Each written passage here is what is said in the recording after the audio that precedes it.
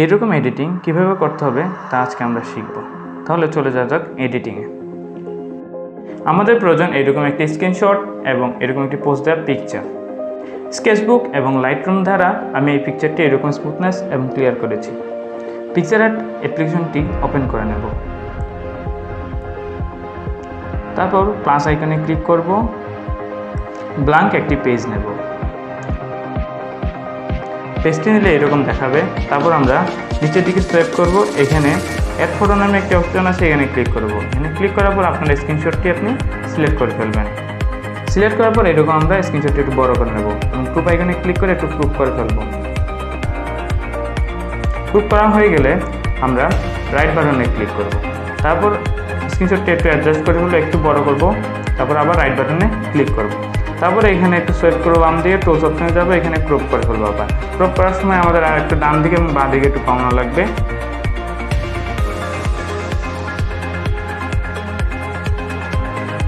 এভাবে ক্রপ করা হয়ে গেলে আমরা রাইট বাটনে ক্লিক করব এবং ডাউনলোড অপশনে ক্লিক করব। ক্লিক করার পরে এটা পিএনজি আকারে আমরা সেভ করব।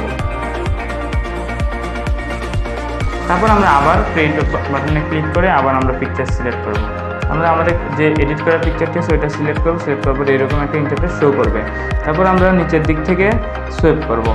সোয়াইপ করার পর এখানে অ্যাড ফটো অপশনে ক্লিক করব। অ্যাড ফটো অপশন থেকে এখানে আমাদের দেখেন ব্যাকগ্রাউন্ড হোয়াইট আছে, ওই স্ক্রিনশটটা আমরা অ্যাড করব। নিচে ক্রপ অপশনে ক্লিক করব। তো রেসপেক্টিভ অপশনে ক্লিক করব। ক্লিক করার সাথে সাথে আমরা ডান দিকে আমরা 22 অথবা 22 থেকে 30-এর ভেতরে রাখবো। আমি এখানে 22.5 রেখেছি। এটা দিয়ে তারপর আমরা রাইট বাটনে ক্লিক করবো। রাইট বাটনে ক্লিক করার পর আমরা স্ক্রিন ঠিক যেভাবে আমরা বসানোর কথা বা বসানোলে ভালো লাগবে ওইখানেই আমরা বসাবো। বসানোর পর আমরা ডান দিকে আবার সোয়াইপ করবো। এখানে ব্লেন্ড নামে একটি অপশন আছে, এখানে ক্লিক করে মাল্টিপ্লাইয়ে ক্লিক করে দেবো। তখন দেখুন এখনও আমাদের উজ্জ্বলতা তেমন বাড়ে নাই, তাই আমরা অ্যাডজাস্টমেন্টে ক্লিক করবো। ব্রাইটনেসটা একটু কমিয়ে দেবো,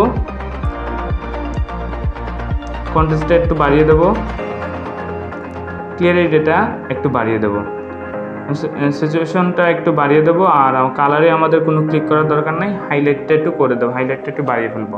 বাড়িয়ে ফেলার সাথে সাথেই আমরা ঠিক এরকম ইন্টারফেস শো করবে আমাদের সামনে এবং আমাদের পিকচারটি এডিট হয়ে গেছে অলরেডি।